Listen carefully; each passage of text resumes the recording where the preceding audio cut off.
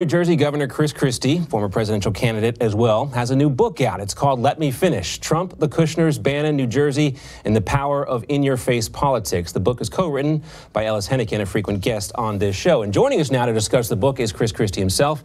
He worked briefly on President Trump's transition team. However, Governor Christie's relationship with the president, as he writes about in the book, goes way back. Governor, great to talk to you, and congrats on the book. Thank you very much. Thanks for having me. Well, we've heard so many stories attributed to leaks and unnamed sources inside the White House. Fortunately, we don't have that problem with your book. You name names, and you put your name behind everything you write in the book. And you talk about Steve Bannon specifically. And on Bannon, you write this, quote, "He is the only person I've ever met who can look pretentious and like an unmade bed at the very same time." Now, the president seemed to embrace folks from the Breitbart wing of the GOP, people like the Mercers, Steve Bannon, and Stephen Miller, who's still working in the White House. Do you think that was smart for him politically? Listen, I think that at the time that he did it, he was embracing folks. Remember, he was an outsider in the party. A lot of the establishment folks would not work for him at the time. I can tell you, I tried to recruit a lot of people and they wouldn't. And I think the president at the time embraced people who would embrace him. And sometimes that's the practical thing that goes on in politics.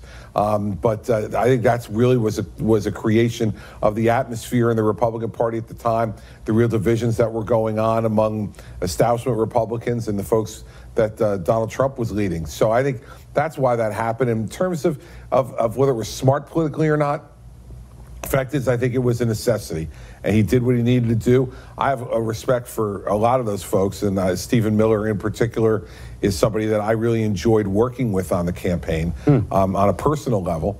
And the Mercers are very nice folks, and I've enjoyed working with them. But, you know, it doesn't mean I always agree with everything that they do or say, but I had good personal relationships with them. And when Michael Wolff's book came out, Fire and Fury, Bannon claimed privately that the president, he said, Michael Wolff did, that Bannon claimed privately that the president was crazy. Did Bannon ever say anything like this? Did he ever share any thoughts like you or like this with you? He never did. You know, my relationship with Steve Bannon when he came to take over the campaign was very professional and kind of very formal. Steve and I didn't spend a lot of time just sitting around shooting the bull. I did that with a lot of other people who were involved, but not with Steve. Steve was very formal with me, called me governor all the time, and we did not spend a lot of time, sharing personal thoughts about things. Now, there are a lot of people who think General Michael Flynn is getting a raw deal, that he's a victim of this so-called witch hunt. But you write this about Flynn. You say that he was a, quote, train wreck from the beginning to the end. Now, critics of this book say it's about settling scores with people like Michael Flynn or Steve Bannon or others. Was that your goal? I have no score to settle with Michael Flynn at all. I mean, Michael Flynn and I, just simply disagreed on his suitability for a senior level position in the administration.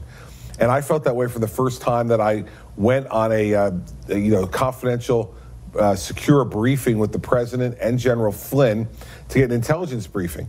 And General Flynn was out of control in that meeting. He was interrupting. He was demeaning the briefers. He was simply someone trying to show off for Donald Trump about how tough and how smart he was.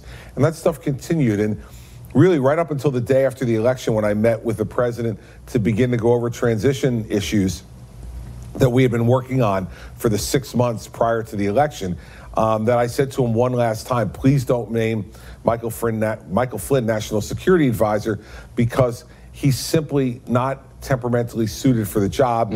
The president-elect at that time said to me, you just don't like him. And I said, no, you're right, I don't like him, but here's why. Right. I said, I don't like him because he's going to get you in trouble. And as the president's known to do, he took his own counsel on that one. And yeah, it cost Michael Flynn his job. We'll see what comes of the investigation, his criminal case. Now, you also talk about President Trump, and you say from a stylistic perspective, he was everything that I was, but on jet fuel. I wanted to ask you, what is one good thing you think President Trump is doing right now, and one thing that he should really work on, something perhaps he's doing wrong? Well, I think one of the things, he's doing a lot of things right, but one of the things that he's doing right is that he is communicating directly to people. A lot of people complain about his tweeting. I'm not one of them. I think in general, that approach of going over the media's head and communicating directly to 40, 50 million followers, that he has on social media is really important. And I think from a political perspective, I think that's something that he's doing that's quite good. He should continue to do it. You've said the same subject matter.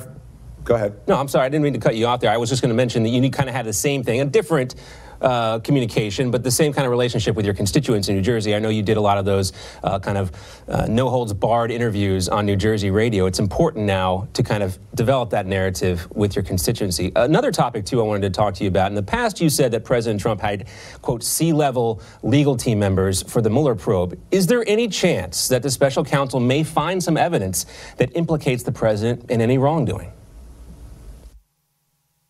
Listen, I don't know whether he will or he won't. I've always believed that there was no Russian collusion when I looked at it in terms of just as someone who was involved in the campaign and then the transition. I just don't believe it happened. Now, you know, I know a lot less than Bob Mueller does, and so he's going to make some determinations. So is there a chance?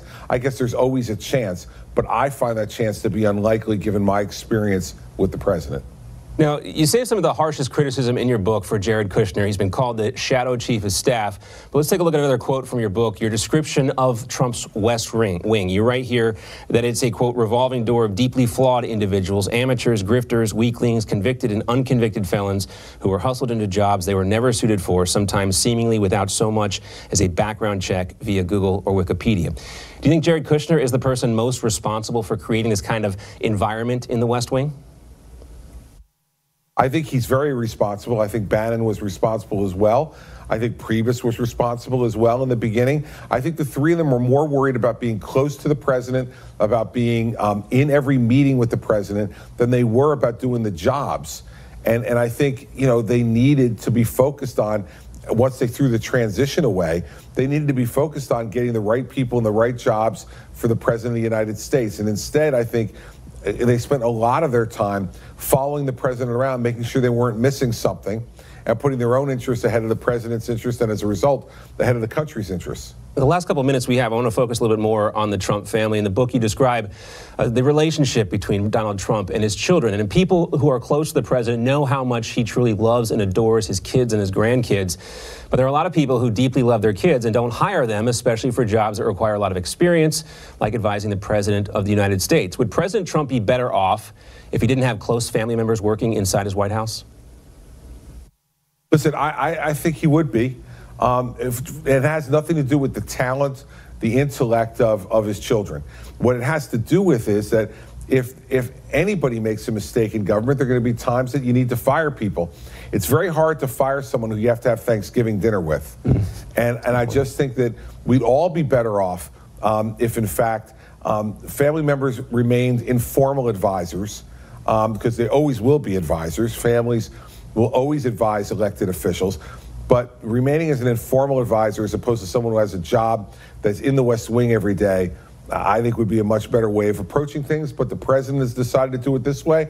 Fact of the matter is, though, he has to pay the price for that. Those folks are answerable to him and him only. No chief of staff could ever find the ability to be able to supervise Jared Kushner or Ivanka Trump, because if they didn't like what the chief of staff asked them or told them to do, they'll just go to their father or father-in-law, the president, to try to convince him otherwise. So I think the president has to be responsible for them. One member of the family, the first family that's always been influential, this White House and other ones, is the First Lady. And Melania, of course, is reportedly very influential behind the scenes. How do you think she feels about Jared Kushner?